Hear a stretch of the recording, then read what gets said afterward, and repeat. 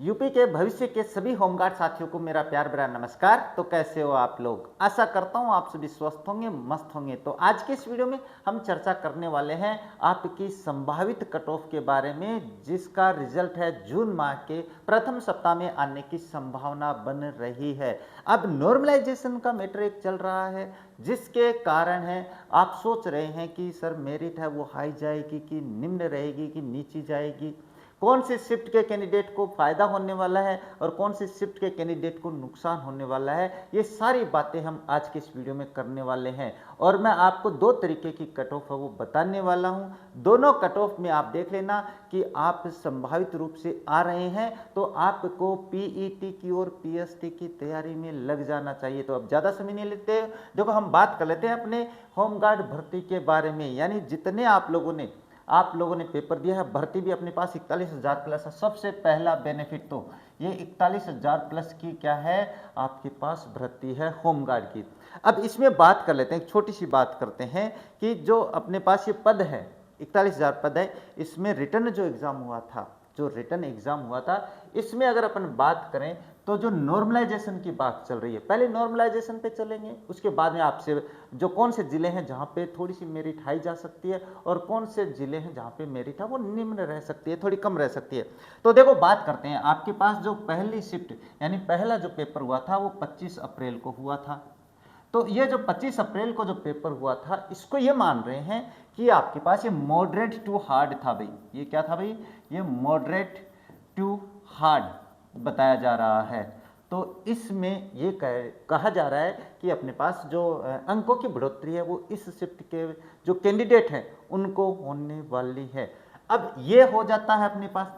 अब थोड़ी सी बात कर लेते हैं जो 26 अप्रैल को हुआ है भाई, है ना, जो 26 अप्रैल को आपके पास अपने एग्जाम हुई थी, जो 26 अप्रैल की बात कर रहा हूँ भाई, 26 अप्रैल को हुआ था। इसकी बात करें तो ये ज़्यादा ना तो टफ था ना अपने पास इजी था। इसको अपने पास बैलेंस्ड कैटेगरी में रखा गया था भाई, ये बैलेंस्ड कैटेगरी में रखा गया पेपर था। तो इसमें अपने पास अंकों की ना तो बढ़ोतरी हो सकती है और ना ही शायद कटौती भी हो सकती है। तो ये बैलेंस्ड था भाई, यानी अपने पास 25 और 27 के बीच में बैलेंस वाला जो काम कर रहा है वो ये कर रहा है। तो इसमें अंकों की देखो ना तो कटौती हो सकती है और ना बढ़ोतरी। अब ये बढ़ोतरी, अब आप ये मत कह देना कि सर आप बड़े ज्ञानी हो गए हो, आप बता रहे हो, आप बातें तो सुनते नहीं हो, आप ज्ञान देना शुरू कर देते हो। तो देखो कोई बात नहीं है, मैं एक बात बता रहा हूँ कि हाँ ऐसा हो सकता है अगर नॉर्मलाइजेशन होता है तो।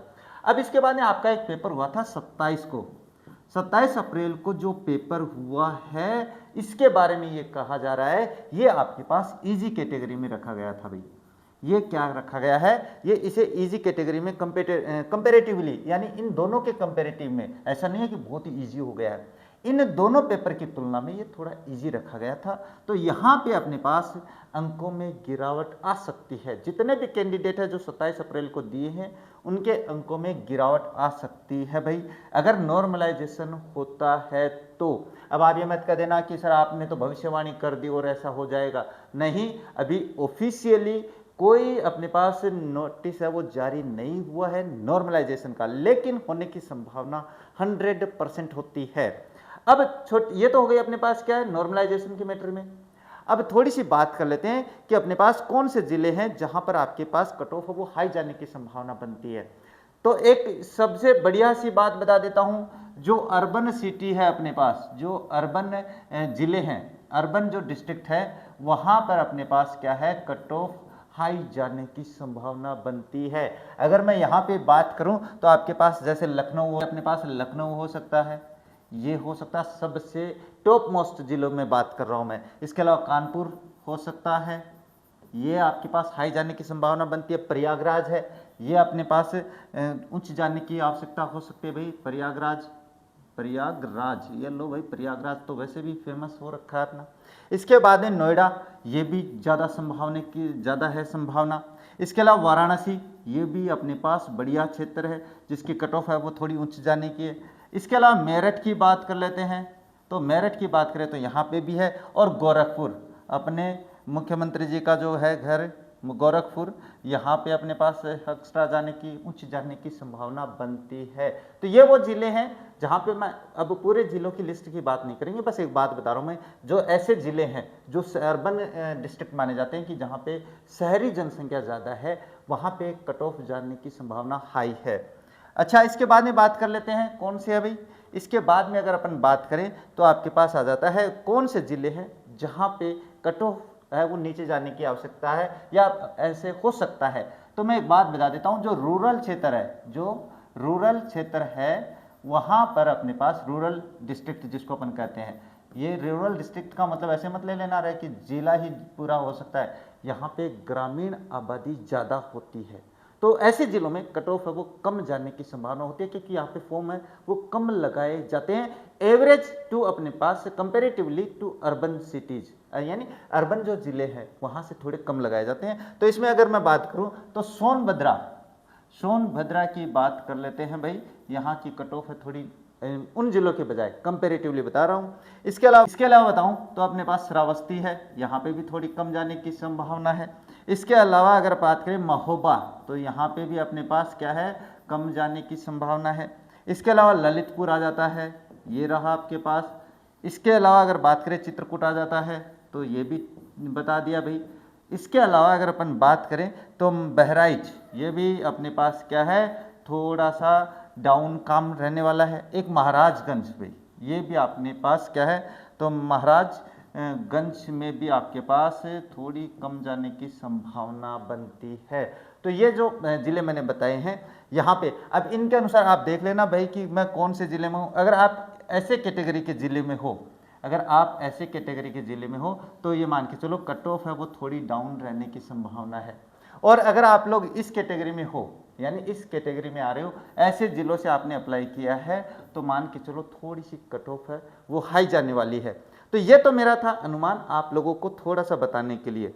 अब आप कहोगे सर कट ऑफ तो बताओ आप जल्दी से। हाँ, तो कट ऑफ बता देता हूँ ना। अभी देखो कट ऑफ की बात कर लेते हैं।